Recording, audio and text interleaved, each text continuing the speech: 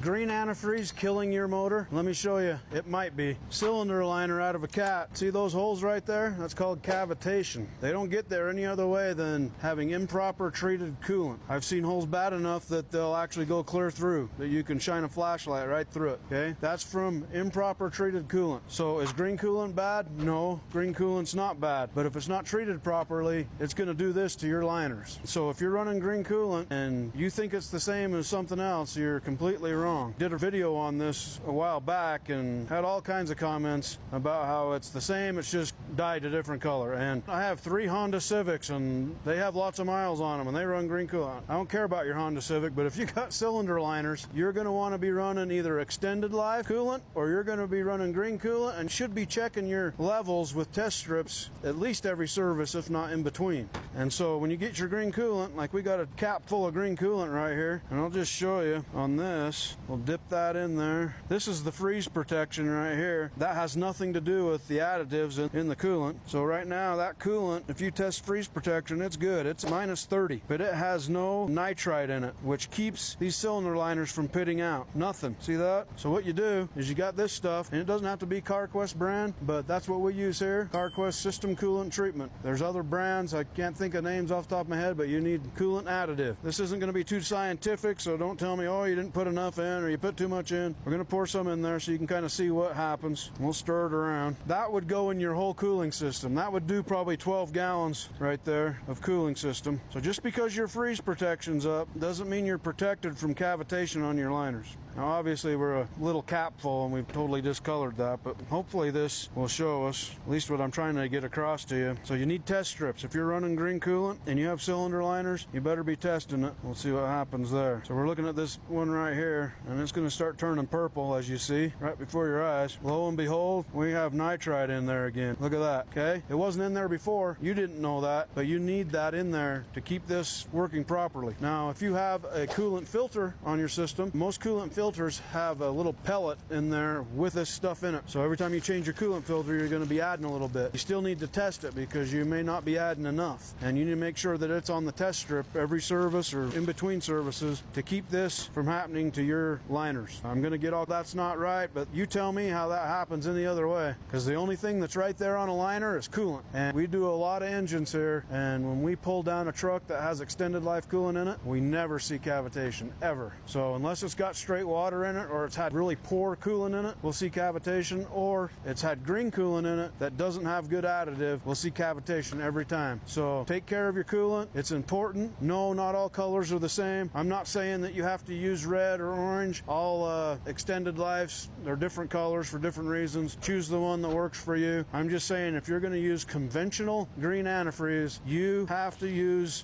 coolant additive and you have to test it or you're going to have problems.